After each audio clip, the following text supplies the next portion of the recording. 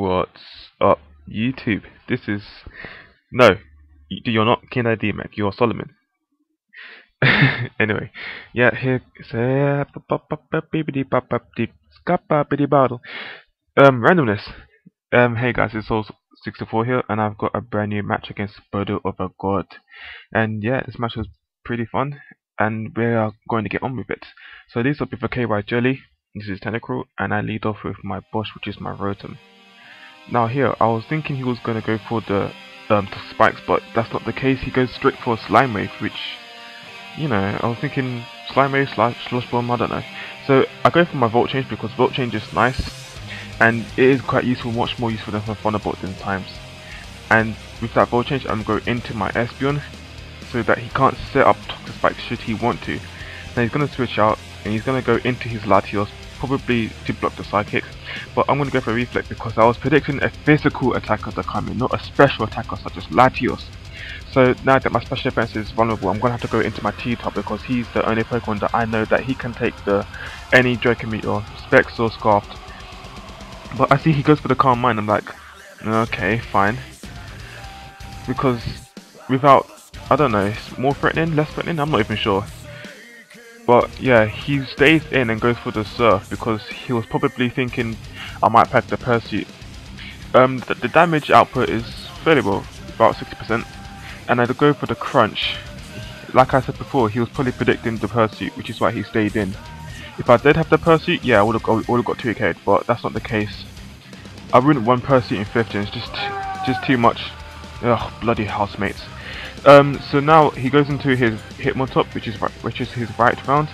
I know the Fake Out is coming regardless, so I'm gonna go into my Kobe Bryant, and I take the Fake Out fairly well because of the Reflect. Now he's probably gonna predict the Earthquake, which I do go for unfortunately, and he goes into his Ether Stone Golbat, and it doesn't affect him because he is off the ground, and I am locked into Earthquake, so I'm gonna have to switch and go into my Espeon, which is going to pretty much block this Golbat to Kingdom Come. As he goes to the taunt, my Magic Mirror reflects that and he gets taunted himself. So he just taunted himself. So now he's pretty much crippled. I go for the Psychic, not wanting to over predict, and it does a fairly good amount. If I was a lot more offensive, that would have been okay, but anyway, it's just a support or no special attacker. Or a sweeper. He goes for the Golbat, which brings me down to exactly 200, 181 after the Sandstorm, and I'm gonna go for my second Psychic and pretty much take him out. Now, personally, if you're gonna go for Golbat, use Murkrow, much better. Now he's gonna go into his Hitmontop again. I know the Fake Out is coming, so I'm gonna go into a Rock type, which is like resistant. Obviously. Yeah, he goes for the Fake Out, and I take it pretty well, and at this point I'm just mini stalling for some Misuji damage and Slice Orb. Now I know the Monk Punch is going to come next, so I'm going to go back into my Espeon, which I thought would take it very well because it is got a little bit of bulk.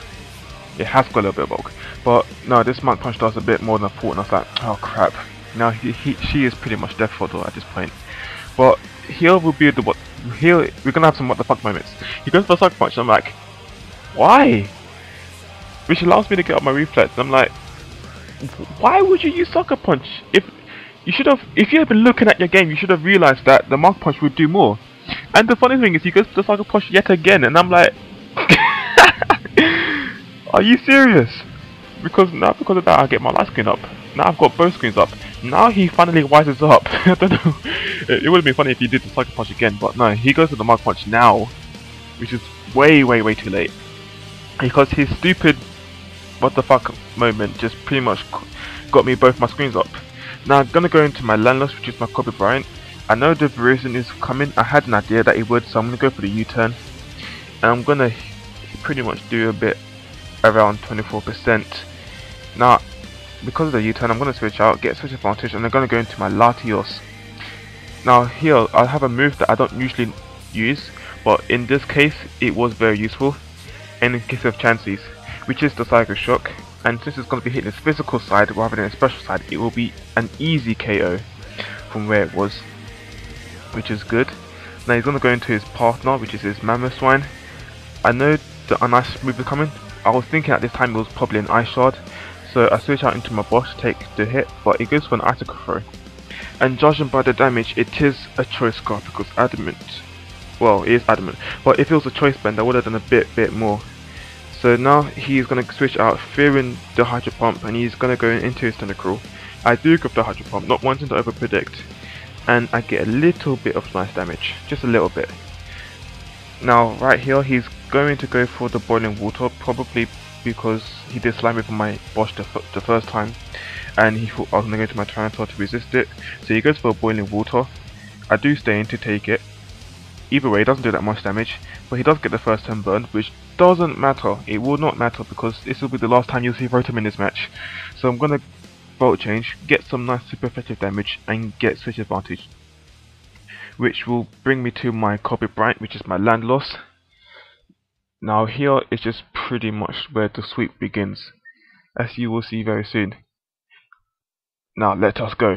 Here I go for an Earthquake, and with that health it will easily take it out. If it didn't, then I'll declare hacks and pretty much rant all day on this vid. Now he goes into his partner, which is Scarf, but I am also Scarf myself, so I'm gonna be outspeeding it. And with the Sand Force, I'll be getting an extra boost, 50%, and I'll take him out. It is a crit. It doesn't really matter. I did some calculations, and it is a 50% chance to 1-hit KO. And now he doesn't go for, he goes into his Hypnotop. He isn't going to fake out because it'll be useless and be wasting time. I go for Earthquake and I do take him out. So yeah, thebodofagod, good games. Comment, like, subscribe, and I'll catch you guys later. Peace out.